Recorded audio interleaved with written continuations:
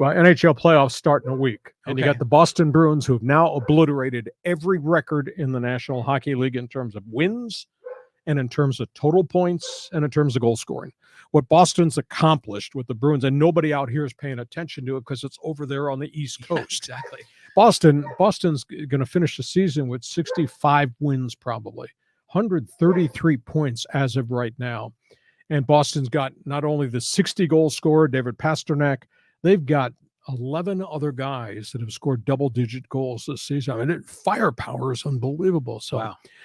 Boston in the East playing the Maple Leafs or the Tampa Bay Lightning. They're on a collision course. Somebody's going to have to play Boston in the first round, the second round. Wow. So keep that in mind. Out here on the West Coast, you got the Kings having a mystical season. They're going to finish the campaign and be ready for the playoffs. What a job Rob Blake has done as general manager. You know, they got Anze Kopitar, who was one of the last guys from the original Kings, and he's a 30-plus goal scorer. They traded for Kevin Fiala of Minnesota. They made the free agent acquisition to get Philippe Deneau from the Montreal Canadiens, who I think's quite a role player. They got a number one draft pick. It took them 3 years to get Gabe Vilardi healthy. He's pushing 25 goals on the season. Kings are a really good team. And in goal, they got Joonas Korpisalo, who they traded for at the deadline, who used to backstop the Nashville Predators. And they got this journeyman who's just had an electric season in Phoenix Copley. I think his record's 21-4. So the Kings are dangerous going to postseason play. The Ducks season will end after this Thursday night game. I hope they don't fire Dallas Eakins, the ex-Gulls coach. He's tried really hard with a very young team. They've force-fed a lot of young guys who were not ready. That's been a struggle.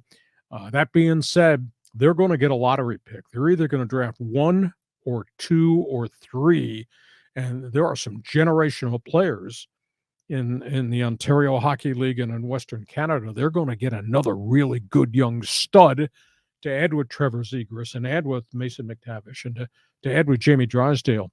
And they have $38 million salary cap space available once we get to July 1st. So wow.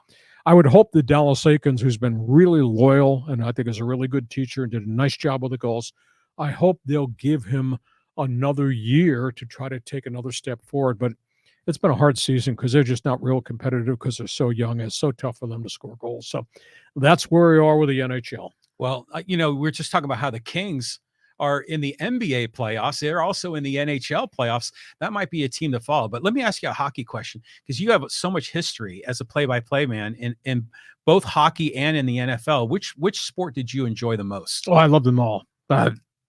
There's no argument there. I love doing both of them. I grew up in hockey, so that's where I had my first taste.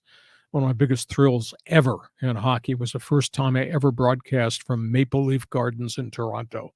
Think about that as a kid, like Gondola, Maple Leaf Gardens. And then the first time I went into the Montreal Forum with the Flying Frenchman and all that mystique and all that history, and going to Western Canada where Gretzky played for the Edmonton Oilers. So, that was my first love. And then obviously I wound up in the National Football League, and my first love became the Chargers and the Super Bowl run and all that. So I like the whole thing. I will tell you this, though, the playoffs, that's a different animal. It is such a different feel. I don't care whether you're the Boston Bruins and you've just shattered the single season record for wins and points and goals scored, or you're the last team in and you get the chance to play in the playoffs. The minute you walk into the room, the first night of the playoffs is just a different environment, and playing for the crest is the most amazing thing I think these guys ever experienced. Not easy. I think it's the toughest trophy in sports to go get. Yeah, I mean, it's a tough one, and it's just a different game. I mean, the way these guys come in on these line changes, and it's like a sprint the whole game. So again, I'm a rookie fan on this, so maybe I'll pick the Kings, and I can have like two teams going in parallel with the NBA Kings and the NHL Kings. All right.